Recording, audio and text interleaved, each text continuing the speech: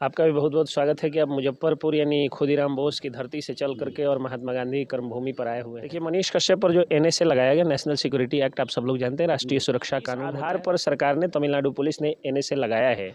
ये भी एक जांच का विषय है और जांच होना भी चाहिए। पप्पू यादव ने, अनिल यादव ने, उसके अलावा जो है वो शेयर किया था इसको। नीतीश कुमार भी कहीं ना कहीं लिखे थे कि हाँ, प्रवासी मजदूरों के साथ जो हो रहा है उसकी देखरेख सरकार कर रही है। नमस्कार, प्रणाम। मेरा नाम है मिथुन कुमार। आप देख रहे हैं हिमांशी न्यूज़। मैं अभी आ चुका हूं मोतिहारी कोर्ट में, मोतिहारी जिला के मोतिहारी कोर्ट में, और एक चर्चित वकील साहब हैं जो बार बार ये सोशल मीडिया पर आते रहते हैं। और मनीष कश्यप के अभी कितना तक प्रोसेस पहुंचा है, कहां तक पहुंची है, और एनएसए के रूप में जो भी इनका जुबानी रहता है वो एक सच्चाई के रूप में रहता है।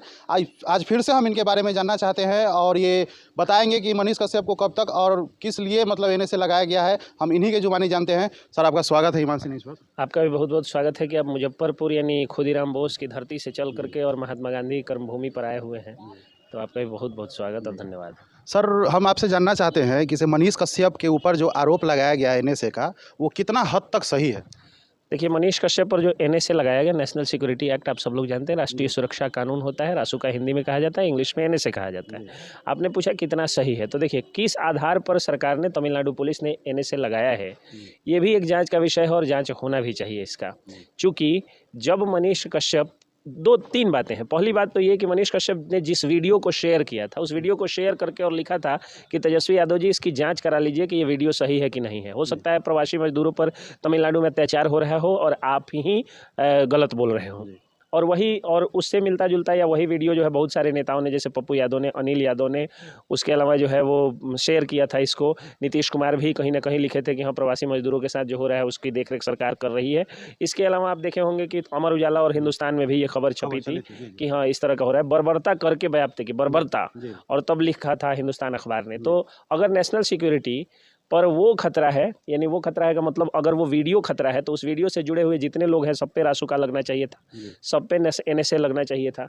सिर्फ मनीष कश्यप पे लगना क्या दर्शाता है वो आप भी सोच सकते हैं। तो अगर यही राष्ट्रीय सुरक्षा को खतरा होता है, ये वीडियो शेयर करना, तो जितने लोगों ने उससे रिलेटेड काम किया उन सब पर होना चाहिए। तो ये तो प्रथम दृष्टया ही लगता है कि हाँ, ये गलत साबित हो जाएगा, इस आधार पे नहीं लगेगा।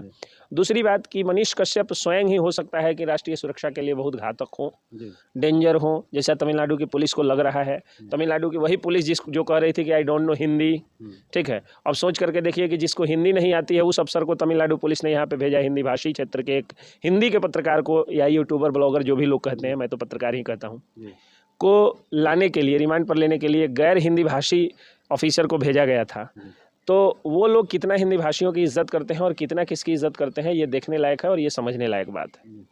अब रह गई बात क्या कि, तो उन लोगों ने रासुका लगाया है, तो हो सकता है कि व्यक्तिगत रूप से मनीष कश्यप ही राष्ट्रीय सुरक्षा के लिए खतरा हो। अगर वो खतरा है तो वो तो कस्टडी में है, तो इसका मतलब कि कस्टडियन गलत है। समझिए बात को। तो दूसरा पॉइंट ये हुआ कि अगर व्यक्तिगत रूप से मनीष कश्यप से ही खतरा है, तो जो कस्टडियंस है वो गलत है। तो कस्टडी में वो किसके थे? बिहार सरकार के कस्टडी में थे, बिहार पुलिस के। तो ये बाहरी पुलिस जो है वो बिहारी पुलिस के ऊपर इतना विश्वास जताएगी, ये बिल्कुल उसी तरह हो गया जिस तरह से महाराष्ट्र पुलिस ने बिहार पुलिस के आईपीएस अफसर, मतलब बिहार कैडर के आईपीएस अफसर के साथ जो किया था व्यवहार, सुशांत सिंह राजपूत, उसी तरह का ये भी एक तरह से बाहरियों के द्वारा बिहारियों को बेइज्जत करने की बात हो रही है। लेकिन हम बिहारियों को उग्र नहीं होना है, इसके लिए हम बिहारियों को हमेशा भारतीय बन के रहना है, क्योंकि भारत हमारी माता है और हम बिहारी भी हैं, प्राउड बिहारी हैं, लेकिन किसी से नफरत नहीं करेंगे। तो अब सोचिए, 2 पॉइंट मैंने दिया। पहला पॉइंट था कि वो वीडियो, दूसरा पॉइंट स्वयं मनीष कश्यप। तो अगर स्वयं मनीष कश्यप, तो कस्टडियन क्यों नहीं? तो ये बात हुआ। तीसरा पॉइंट जो है, इस पर आ जाइए कि अगर मनीष कश्यप राष्ट्रीय सुरक्षा के लिए खतरा है, तो उन पर कौन सा एक्ट जो है वो खतरा वाला है, मतलब उनका कौन सा कृत्य खतरा वाला है। एक्ट का मतलब यहाँ अधिनियम नहीं, कार्य से आप लीजिएगा।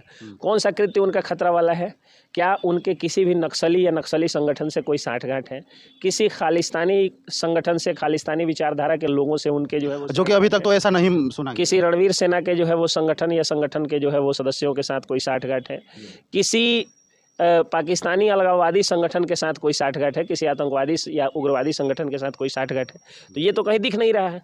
तो फिर कहाँ से मनीष कश्यप राष्ट्रीय सुरक्षा के लिए खतरा हो जाते हैं? कि राष्ट्रीय सुरक्षा वाले खतरा मतलब खतरा बता करके वो वाला कानून रासुका उन पर लगाया गया, एनएसए लगाया गया। तो आपका जो सवाल था कि सही लगाया गया या गलत, तो मैं जितनी सरस्वती माता ने मुझे बुद्धि विद्या दी है और जितना मैं समझता हूँ अपने सीनियर्स से बात करके या खुद भी पढ़ करके, उसमें मनीष कश्यप पर रासुका एनएसए नहीं लगाया जाना चाहिए था। तमिलनाडु की पुलिस ने गलत किया है और आप देख लीजिएगा कि कोर्ट जो है इसको हटाएगा और मनीष कश्यप को इस मामले में बाइज्जत बरी करेगा। अगर सर मतलब ऐसा होता है, अगर नहीं हटाई जाती है तो इसका सज़ा क्या होता है? ये बात बहुत लोग पूछे हैं, तो मैं इसका जवाब नहीं दूंगा। इसलिए नहीं दूंगा क्योंकि सज़ा तब होगी जब आरोप तय होगा। तो जब आरोप तय ही नहीं होगा तो सज़ा की बात मत करिए। मतलब मैं यहाँ पे आया हूँ, कचहरी से जाऊँगा घर पे, ऑफिस में क्या काम करूँगा ये तो मैं जानता हूँ, लेकिन अब रास्ते में मेरा क्या हो जाएगा, एक्सीडेंट हो जाएगा, मर जाऊँगा, जी जाऊँगा, जिंदा पहुँचूंगा, करोड़पति पहुँचूंगा, अरबपति पहुँचूंगा, जो भविष्य के गर्भ में जो बातें होती हैं उसको पूरी कल्पना के माध्यम से नहीं की जा सकती है। बस जो मेरे देखने से लग रहा है, अगर मैं उनका डिफेंस पक्ष का वहाँ पे वकील होता तो अपनी दलील पर और अपने मतलब कानून पर हमको इतना विश्वास है, जजेस पर इतना विश्वास है कि आरोप तय ही नहीं होंगे। जब आरोप तय नहीं होंगे तो वो आरोप मुक्त होंगे, तो सजा का कोई सवाल ही नहीं उठता है। सर अब मनीष कश्यप को कितना हद तक मतलब जानते हैं? मनीष कश्यप को मैं तब से जानता हूं जब से वो पत्रकारिता कर रहे हैं। जब उनका फर्स्ट वीडियो वायरल हुआ था तब से मैं उनको जानता हूं। मनीष कश्यप का एक एक वीडियो मैं देखा हूं। मनीष कश्यप जब अपनी माँ से बात करते थे तब भी मैंने देखा था। आपको मालूम हो कि मैं एक पत्रकार भी हूं, तो मैं उनके घर भी गया था, उनके घर पे जाके रिपोर्टिंग भी किया था। इसके अलावा टेलीफोनिक बातचीत उनसे मेरी जो है 1 से 2 बार हुई है।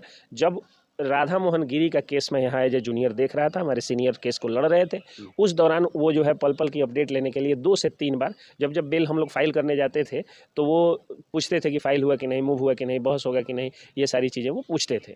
तो उसी दौरान बातचीत हुई। और एक बार जब मैं उनके घर गया था, उनसे रिपोर्टिंग किया तो रिपोर्टिंग करने के दौरान, और एक बार और इंटरव्यू के दौरान, ये 3-4 बातें मतलब जो एक पत्रकार और एक वकील के रूप में बातचीत होती है वही होती थी। बाकी व्यक्तिगत कोई संबंध नहीं है, न ही व्यक्तिगत रूप से हमारी उनकी कभी टेलीफोनिक वार्ता या इस तरह का कोई चीज़ हुआ हो। अब रही बात कि आप ये इसलिए पूछ रहे होंगे कि मैं उनके प्रति इतना बोल क्यों रहा हूँ, तो क्योंकि मैं एक डिफेंस पक्ष का लॉयर हूँ। तो ये मेरा काम है कि अगर हमारे पास कोई क्लाइंट आता है या मेरी नज़र में कोई व्यक्ति निर्दोष है तो उसके प्रति दलील मैं पेश करूँ। अब चूंकि मीडिया का ज़माना है, आप लोग पूछते हैं तो जो बात कोर्ट में बोलना है वो हम लोग जो है वो बाहर भी बोलते हैं। यहाँ मनीष कश्यप के मामले में जो है वो अभी हम लोगों ने एक बेल भी कराया था, हमारे सीनियर पप्पू सर ने जो है बेल भी कराया था, और उसमें 1 रुपया भी नहीं लिया गया।